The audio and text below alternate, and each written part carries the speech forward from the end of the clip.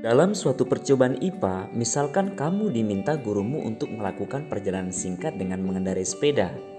Kemudian diberikan rute seperti gambar. Kamu harus mengikuti instruksi bergerak ke timur 200 meter. Kemudian bergerak ke arah barat daya. Setelah mencapai Tugu, kamu diminta bergerak lagi ke arah utara. Nah, berapakah jarak yang kamu tempuh dan berapakah perpindahan yang telah kamu lakukan? Bagaimana menjawab soal seperti ini? Yuk kita belajar materi tentang gerak benda. Simak video ini sampai tuntas ya.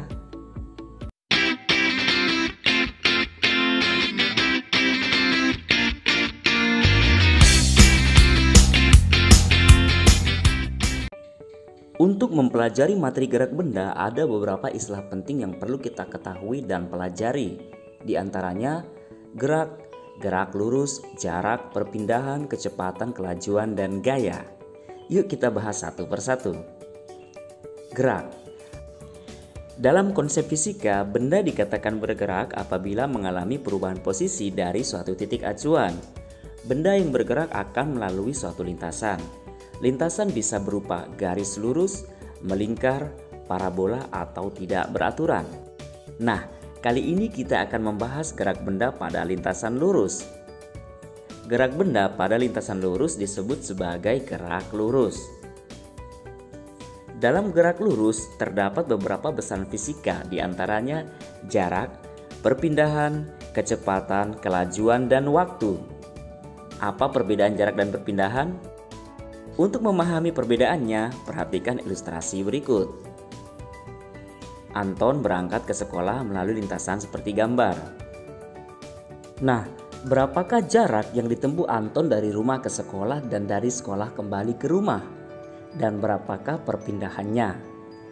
Untuk menghitung jarak sangat mudah. Jadi, jarak yang ditempuh Anton 1 km ditambah 1 km ditambah 1 km ditambah 1 km sama dengan 4 km. Lalu bagaimana dengan perpindahannya? Apakah Anton berpindah?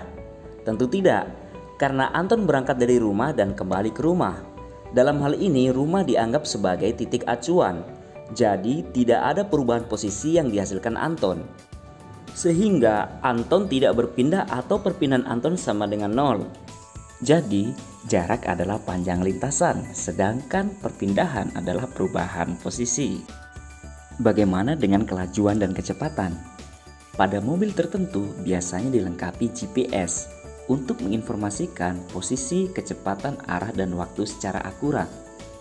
Misalkan pada GPS menunjukkan mobil melaju dengan kelajuan tetap yaitu 72 km per jam atau 20 meter per sekon. Tahukah kamu apa artinya?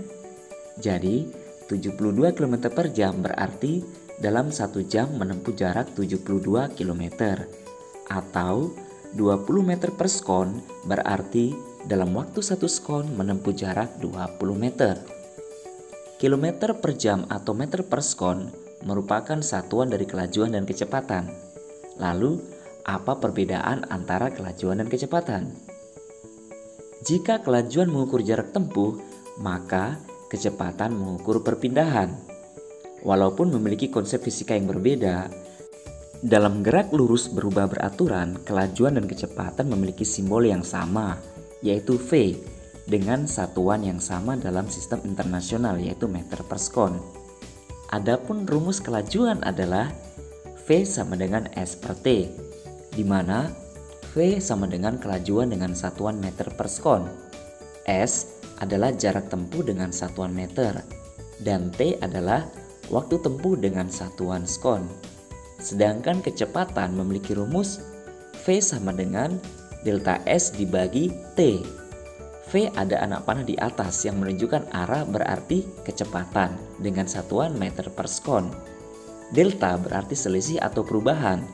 Delta S berarti perubahan posisi dengan satuan meter. Sedangkan T adalah waktu tempuh dengan satuan sekon. Jika V yang ditanyakan maka S dibagi dengan T. Jika T yang ditanyakan maka S dibagi dengan V. Tetapi jika S yang ditanyakan maka V dikali dengan T.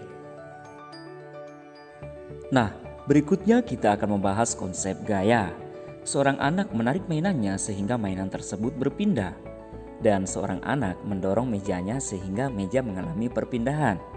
Ingat, menarik dan mendorong menyebabkan benda berpindah atau mengalami perubahan posisi. Menarik dan mendorong merupakan suatu gaya. Pada proses pembuatan gerabah, tanah liat dibentuk dengan berbagai cara sehingga menghasilkan karya seni yang memiliki nilai jual. Untuk membentuk diperlukan suatu gaya. Gaya yang diberikan pada tanah liat menyebabkan tanah liat mengalami perubahan bentuk. Jadi, gaya adalah tarikan atau dorongan yang menyebabkan benda mengalami perubahan posisi, perubahan kecepatan, perubahan arah, dan perubahan bentuk. Gaya dibedakan menjadi dua, yaitu gaya sentuh dan gaya tak sentuh. Atlet panahan ini melepaskan anak panah dari busurnya. Jadi, anak panah ini dilepaskan dengan menggunakan gaya otot. Gaya otot inilah merupakan salah satu contoh dari gaya sentuh. Mobil dapat bergerak di jalan karena aspalnya kasar, sehingga timbul gesekan roda mobil dengan jalan. Gaya gesek ini juga merupakan contoh gaya sentuh. Sedangkan contoh gaya tak sentuh adalah gaya gravitasi, seperti jatuhnya buah kelapa dari pohonnya, dan gaya tarik magnet seperti magnet U menarik besi. Demikian video pembelajaran ini, semoga bermanfaat. Wassalamualaikum warahmatullahi wabarakatuh.